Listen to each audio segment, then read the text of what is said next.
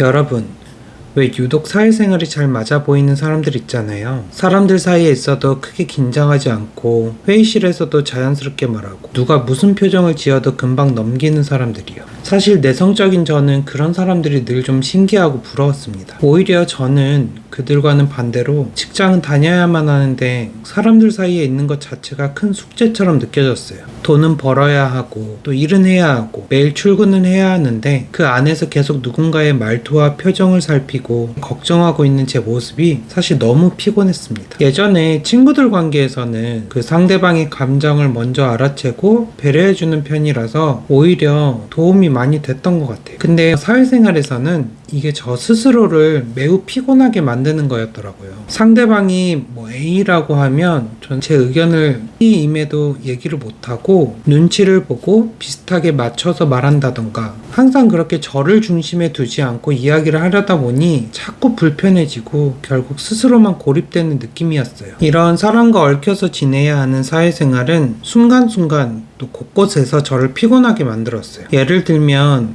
단톡방에 제가 어떤 메시지를 하나 보냈는데 한참 답이 없거나 다들 속닥속닥 대화를 하다가 갑자기 나를 보고 말을 멈추거나 또는 복도에서 마주친 상사의 표정이 평소보다 조금만 굳어 보여도 사실 별일 아닐 수도 있는데 그때부터 제 머릿속은 매우 바빠졌어요. 내가 또 뭘 잘못했나? 방금 내 말투가 좀 이상했나? 혹시 사람들이 나를 뭐 불편하게 생각하는 게 있나? 이렇게 남 눈치를 엄청 보면서 지냈어요. 오늘은 제가 실제로 남 눈치 보는 스트레스를 좀 줄이고 멘탈 관리를 할 때 도움이 됐던 방법을 이야기해 보려고 합니다. 이 영상을 보고 나면 남의 표정 하나 때문에 하루 전체가 흔들리는 일이 줄어들고 계속 혼자 끙끙거리는 일은 없으실 거예요. 특히 저처럼 내성적이고 사람 눈치를 많이 보는 분일수록 오늘 이 방법을 꼭 끝까지 듣고 적용해 보시면 좋을 것 같아요. 그럼 먼저 예전에 제 모습을 조금 더 말씀드리고 시작할게요. 저는 예전에 출근해서 퇴근할 때까지 주변 사람들의 표정과 말투를 매우 예민하게 신경 쓰는 사람이었던 것 같아요. 상사가 평소와 달리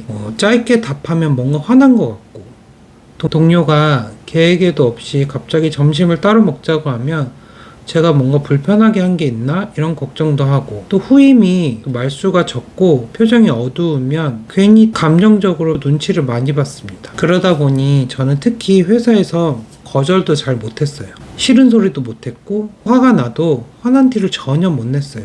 이미 일은 꽉 차 있는데도 누군가가 부탁하면 그냥 내라고 말했고 상대방이 심지어 부탁해도 괜찮은 상황이야? 라고 물어보는 순간에도 거절을 못하고 괜찮은 척을 했습니다. 결국 일은 일대로 쌓이고 사람들 눈치는 눈치대로 봤던 것 같아요. 그러다 보니 계속해서 일이 쌓일 때도 있었고 새벽 1시에 집에 들어간 날이 몇 달씩 이어진 적도 있어요. 그런데 더 이상했던 건 제 몸은 완전히 지쳤는데 퇴근길에도 저는 일 생각 그리고 오늘 남들이 했던 말 한마디 한마디를 붙잡고 신경 쓸 때가 많이 있었다는 거예요. 그러다 보니까 회사 생활 자체가, 다시 말하면 이 사회생활 자체가 계속 사람들의 평가를 신경 쓰는 기분이었어요. 제가 보고서를 쓰는 일을 하는데 그 안에 내용보다 이걸 사람들이 보면 뭐라고 생각할까를 먼저 떠올렸고 생각이 달라도 상대방이 좀 불편해할까봐 항상 맞춰주는 식으로 일을 했던 것 같아요. 이런 식으로 사회생활 하면 여러분이 생각하기에도 많이 힘들겠죠.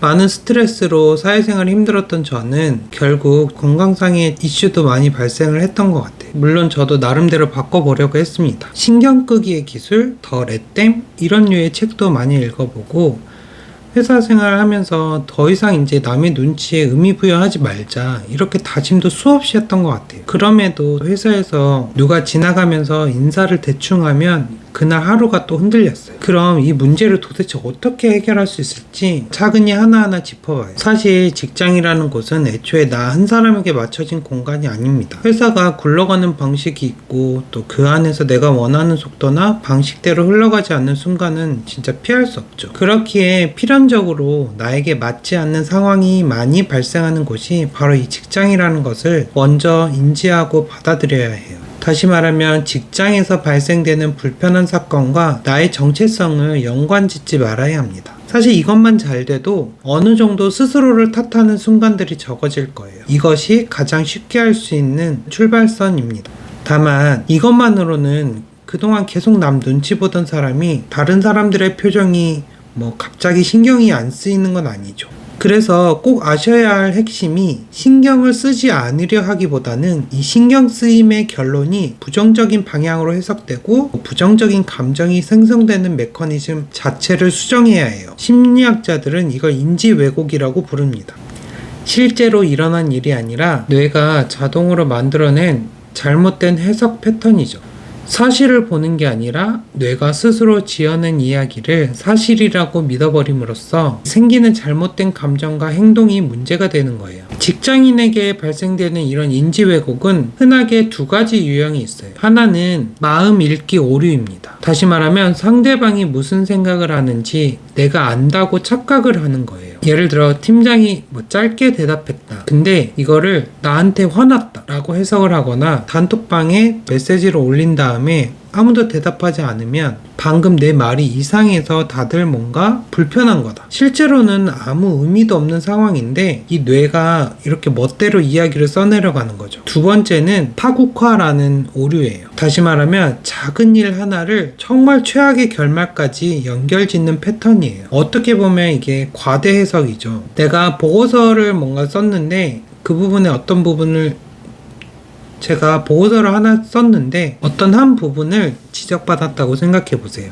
근데 그거 하나 가지고 앞으로 나는 평가가 나빠지겠지, 팀에서 밀려나겠지, 결국 회사에서도 사람들과 잘 일하지 못하겠지, 이런 식으로 아주 사소한 사건을 인생 전체의 실패로 또 나의 큰 문제로 확장해서 해석하는 겁니다. 이 두 가지가 합쳐지면 복도에서 상사가 무표정하게 지나간 것 하나로 나를 싫어한다, 이러다 잘릴 수도 있겠다 라는 생각까지 불과 5초 만에 도달하는 경우도 있습니다. 실제로는 그냥 상사가 좀 바쁘거나 집에 무슨 일이 있었을 수도 있는데요. 근데 여기서 중요한 게 하나 있어요. 이 인지 왜곡이 틀렸다는 걸 알면서도 나도 모르게 자꾸 자동으로 작동한다는 겁니다.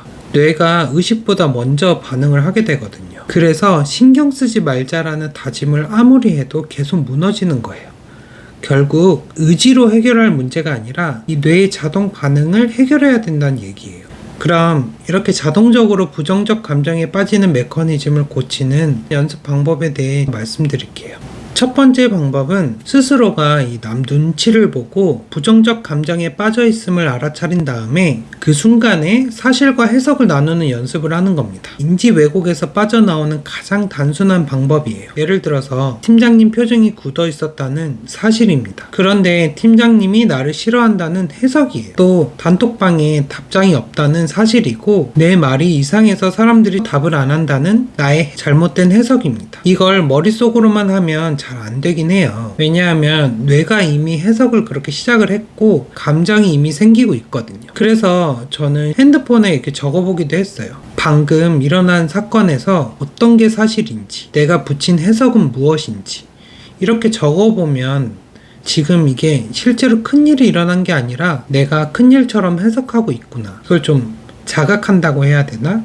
스스로를 좀 객관적으로 바라볼 수 있더라고요. 두 번째는 이렇게 해도 잘 해소가 되지 않을 때 연장해서 사용해야 되는 방법이에요. 다시 말하면 하루 종일 부정적 감정이 잘 해소되지도 않고 퇴근하고 집에 와서도 낮에 있었던 그 상황이 계속 머릿속에 맴돌 때 쓰는 방법입니다. 이때는 종이를 하나 꺼내서 딱 세 줄만 적어보는 거예요. 첫 번째 줄에는 오늘 실제로 일어난 사실, 그리고 두 번째 줄에는 내가 붙인 잘못된 해석을 다 적어보는 겁니다. 세 번째 줄에는 앞으로 이러한 상황에서 내가 반응할 수 있는 객관적이고 올바른 반응에 대해서 적어보는 겁니다. 앞에서 들었던 똑같은 예를 통해 한번 알아볼게요. 첫 번째 줄에는 팀장님 표정이 굳어 있었다, 이러한 사실을 적어보는 거고, 두 번째 줄에는 팀장님이 나를 싫어한다라는 나의 잘못된 해석을 적어보는 겁니다. 그리고 마지막 세 번째 줄에는 내가 이런 상황에 또 마주했을 때 어떻게 행동하는 것이 객관적이고 올바른지를 적어보는 건데, 이렇게 말해볼 수 있겠죠? 팀장님, 오늘 표정이 좀 어두우신데 무슨 걱정거리라도 있으세요? 라고 물어본다. 또는 주변 동료와 얘기를 나눠보고 사실을 확인해본다. 이렇게 객관적 반응을 어떻게 할지 적어보는 겁니다.